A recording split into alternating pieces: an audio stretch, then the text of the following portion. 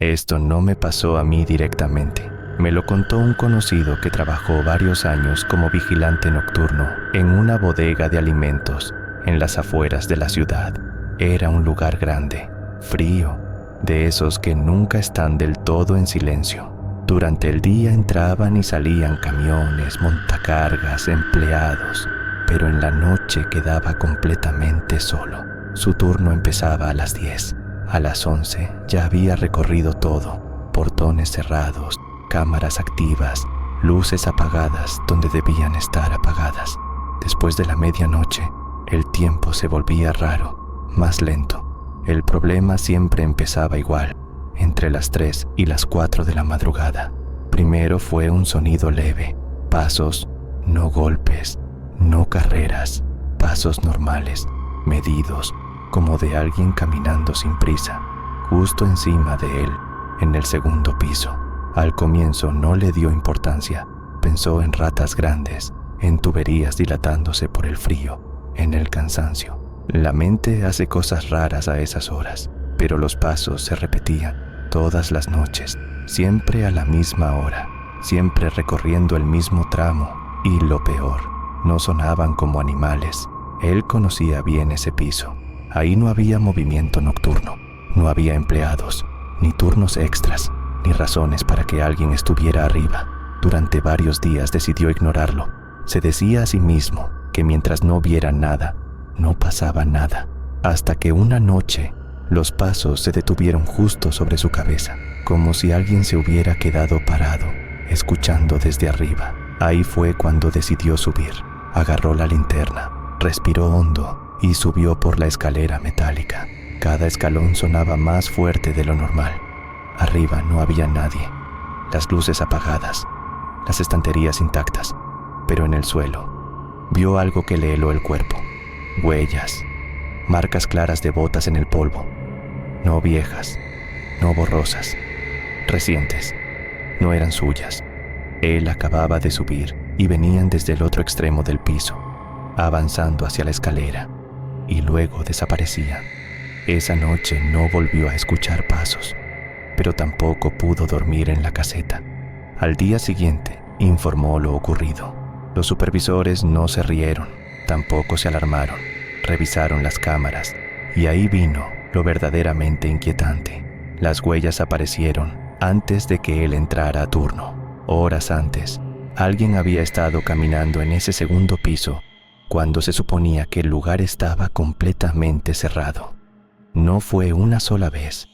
Al revisar grabaciones anteriores, notaron patrones, movimiento en horarios muertos, zonas fuera de cámara, accesos que no deberían abrirse.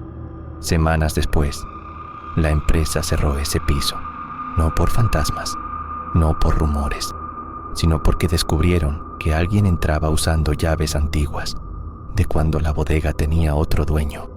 Nunca lograron identificar quién era. Nunca supieron cuántas veces había entrado. Nunca confirmaron si el vigilante se lo había cruzado alguna vez. Sin saberlo, mi conocido dejó ese trabajo poco después, y siempre dice lo mismo cuando cuenta esta historia. Lo más peligroso no fue creer que era algo paranormal. Lo peligroso fue pensar que no era nada, porque no todo lo extraño es sobrenatural. A veces es peor. Antes de contar esta historia, hay algo que muchas personas que han trabajado turnos nocturnos entienden muy bien. Los lugares grandes, vacíos y silenciosos cambian por completo cuando cae la madrugada. No importa cuántas veces hayas estado ahí de día, ni cuántas cámaras haya instaladas. De noche, esos espacios no se sienten igual, y a veces reaccionan de formas que nadie sabe explicar del todo. Esta historia la leí hace tiempo en un foro de trabajadores nocturnos, y luego confirmé algo parecido con alguien que conocí aquí. Voy a contarla como me la contaron a mí. Un hombre, llamémoslo Andrés, trabajaba como operador de seguridad nocturno en una planta de almacenamiento ubicada a las afueras de la ciudad. Era un terreno grande, rodeado de malla, con bodegas amplias, patios abiertos y un sistema de alarmas bastante moderno. Cámaras por todos lados, sensores de movimiento, cercas eléctricas. Además, tenían varios perros entrenados que patrullaban el perímetro. El turno de Andrés comenzaba a las 10 de la noche y terminaba a las 6 de la mañana. No era su primer trabajo nocturno. Ya llevaba años en ese tipo de horarios, así que no era alguien nervioso ni impresionable. La primera noche pasó algo raro, pero no alarmante. Eran cerca de las 3:20 de la madrugada cuando una de las alarmas internas se activó, no la perimetral, sino una alarma de movimiento dentro de una de las bodegas más grandes. Andrés revisó las cámaras. Nada. El lugar estaba completamente vacío. Ninguna sombra extraña, ningún movimiento, ninguna señal térmica. Pensó que podía ser una falla del sistema. Reinició la alarma y siguió con su turno. Minutos después, los perros comenzaron a inquietarse. No ladraban de forma agresiva, aullaban. Un aullido largo, grave, que se extendía por todo el terreno.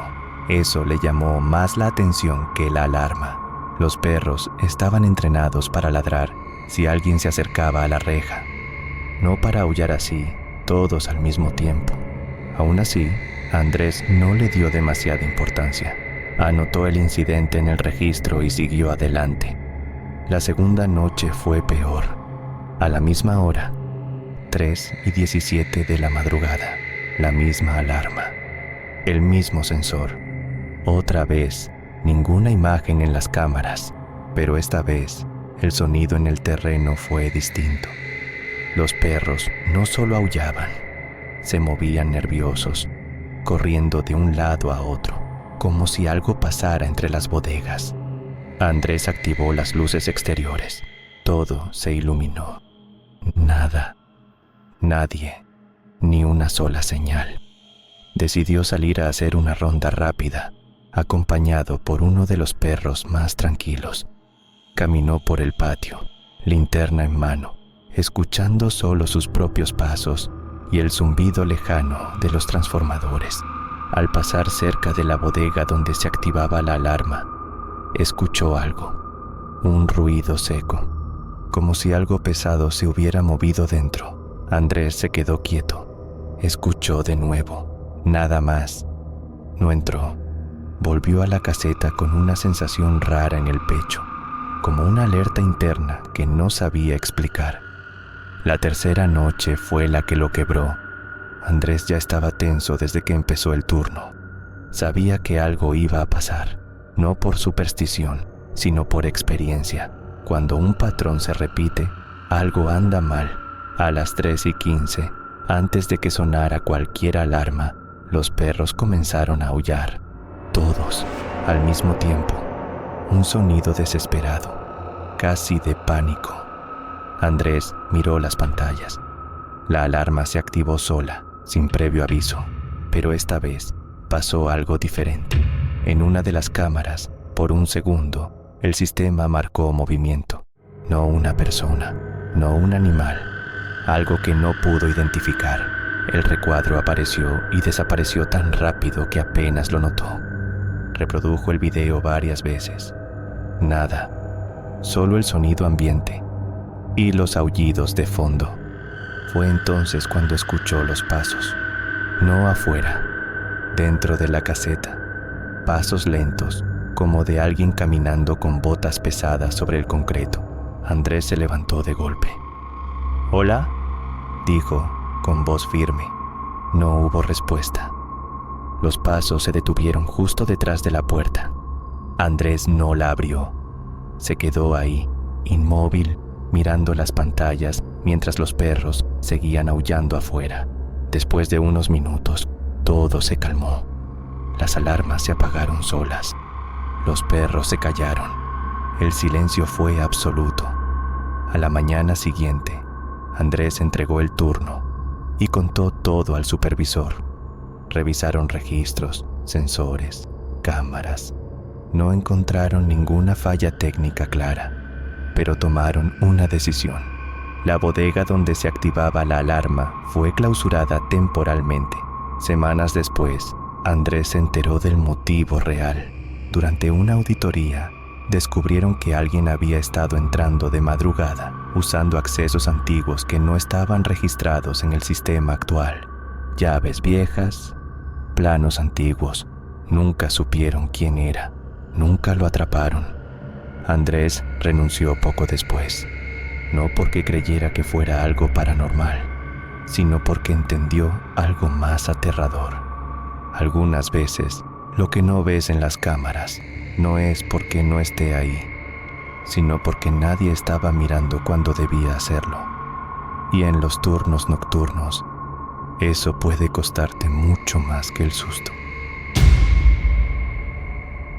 Hay algo que quienes han trabajado turnos nocturnos entienden muy bien. De madrugada, el tiempo se comporta distinto. Las horas se estiran, los ruidos se amplifican y cualquier cosa fuera de lugar se siente el doble de extraña. Esta historia me la contó una mujer que trabajó varios años en soporte técnico nocturno, en una central telefónica que atendía empresas y líneas internas. Vamos a llamarla Laura. Laura siempre decía que el turno de noche no era pesado por el trabajo, sino por la sensación de estar despierta cuando todo lo demás duerme. El edificio era grande, frío, con luces blancas que nunca se apagaban del todo. De madrugada quedaban muy pocos operadores. 3 o 4 personas repartidas en un piso entero. La mayoría de las noches eran iguales, pocas llamadas, casi todas equivocadas o por problemas simples. Nada fuera de lo normal, hasta una madrugada, alrededor de las 2:40 de la mañana, cuando sonó una llamada distinta. En la pantalla apareció algo que a Laura le llamó la atención de inmediato. Llamada interna, extensión 307.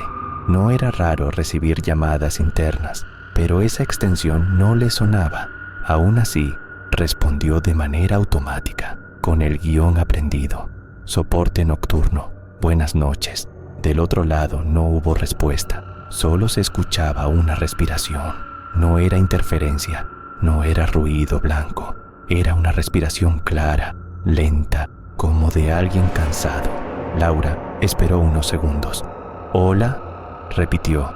Nada, solo la respiración, constante, demasiado cercana al micrófono. Pensó que podía ser alguien jugando o una línea abierta por error. Colgó.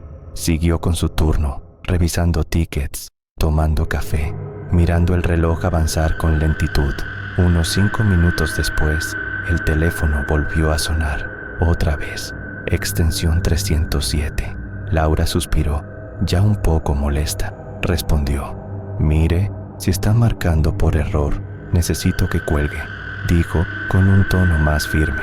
Del otro lado, esta vez, sí hubo respuesta. Una voz, baja, tranquila. Estoy cubriendo el turno que dejé pendiente. Laura se quedó en silencio. ¿Perdón?, preguntó. La voz tardó unos segundos en volver a hablar. No terminé mi turno. Me toca quedarme hasta que salga el sol. No sonaba agresiva, no sonaba amenazante. Eso fue lo que más le incomodó. Sonaba normal. ¿Quién habla?, preguntó Laura. ¿Desde qué área llama? La respiración volvió a escucharse, más cerca, desde donde siempre trabajé. Laura sintió un escalofrío seco, de esos que no vienen del miedo, sino de la confusión. ¿Cuál es su nombre?, insistió. Del otro lado, silencio. Luego, la llamada se cortó sola. Laura no colgó. La línea simplemente murió. Se quitó los audífonos y miró alrededor. El piso estaba casi vacío. Sus 2 compañeros estaban a varios metros, concentrados en sus pantallas. Se levantó y caminó hasta la supervisora nocturna, que estaba en la oficina de vidrio. «Oye», le dijo, «la extensión 307 está activa». La supervisora frunció el ceño. ¿307? No, esa ya no se usa. Me acaban de llamar 2 veces desde ahí. La mujer se quedó seria. Imposible, respondió. Esa extensión quedó deshabilitada hace años. Laura sintió un nudo en el estómago. ¿Por qué? La supervisora dudó un momento antes de responder. Era de una chica que trabajaba aquí, turno noche, y murió. Laura no dijo nada. Tuvo un accidente saliendo del turno, continuó la supervisora. Madrugada, carretera sola. Desde entonces, esa extensión se bloqueó. Laura regresó a su puesto sin decir una palabra más. El resto de la noche fue silencioso. No volvió a sonar la extensión, pero justo antes de terminar el turno, cerca de las 5:50 de la mañana, cuando el cielo empezaba a aclarar, el teléfono vibró una última vez. Laura miró la pantalla. No aparecía ninguna extensión, solo decía, llamada interna. No contestó. El teléfono dejó de sonar solo. Días después, preguntó a otros compañeros antiguos por la empleada de la extensión 307. Le dijeron algo que no la dejó tranquila, que la chica siempre pedía cubrir turnos extra, que odiaba dejar cosas pendientes, que la noche del accidente había dicho que no quería irse todavía. Laura renunció meses después. Hoy trabaja de día y dice que, desde esa experiencia, aprendió algo muy simple. En los turnos nocturnos, no todas las llamadas buscan ayuda. Algunas solo quieren asegurarse de que alguien más esté despierto, mientras ellas siguen cumpliendo un turno que nunca terminó. De noche, el trabajo se siente distinto. No es solo el cansancio, es como si el lugar cambiara cuando se queda vacío. Cuando las máquinas siguen funcionando pero la gente ya no está completa. Esto me lo contó un obrero industrial que trabajó varios años en una planta de producción que operaba las 24 horas. Vamos a llamarlo Héctor. Héctor siempre tomaba turnos de madrugada porque pagaban un poco más y porque, según él, prefería el silencio. Menos jefes, menos ruido humano, solo máquinas, luces blancas y rutinas repetidas. En su línea de trabajo eran pocos, normalmente 4 personas por área, y desde el primer mes, Héctor notó algo que le pareció normal al inicio. Siempre había un compañero más, un hombre de unos 40 y tantos años, uniforme viejo pero limpio, casco gastado, botas industriales. No hablaba mucho, llegaba puntual, hacía su trabajo sin errores, entregaba reportes completos y se iba cuando terminaba el turno. No saludaba de más, no hacía bromas, nunca se quejaba. Era, según Héctor, el trabajador perfecto. Durante semanas coincidieron en los mismos turnos. A veces trabajaban espalda con espalda, cada uno en su máquina. Héctor escuchaba los pasos, el sonido metálico de las herramientas, el arrastre de tarimas, todo normal. Una madrugada, mientras revisaban una línea detenida, Héctor decidió romper el silencio. «Oiga», le dijo, «¿usted por qué siempre coge turno de noche?» El hombre tardó unos segundos en responder, sin dejar de trabajar. «Porque es el único turno que me dejan», dijo finalmente. La respuesta le pareció rara, pero no insistió. Con el paso de los días, Héctor empezó a notar detalles incómodos. El compañero nunca aparecía en el comedor, nunca lo vio marcar entrada en el reloj, y cuando alguien faltaba, nadie mencionaba que él cubriera el puesto, pero igual estaba ahí. Una noche, por curiosidad, Héctor le preguntó a otro obrero, «¿Y el man que siempre trabaja aquí, el callado?» El otro lo miró confundido. «¿Cuál man?» «El de la máquina 3. Ahí trabaja usted solo», respondió. Héctor pensó que era una broma. No insistió, pero la duda se le quedó clavada. Días después, durante un cambio de turno, Héctor aprovechó que el supervisor estaba revisando reportes y preguntó directamente, «Jefe, una cosa, ¿quién es el compañero que siempre cubre el turno conmigo en la madrugada?» «El de la máquina 3. El supervisor dejó de escribir. Levantó la cabeza despacio. «¿Cómo es?», preguntó. Héctor lo describió. Edad, uniforme, forma de trabajar. El supervisor no dijo nada durante unos segundos. Cerró la carpeta, miró alrededor para asegurarse de que nadie más escuchara.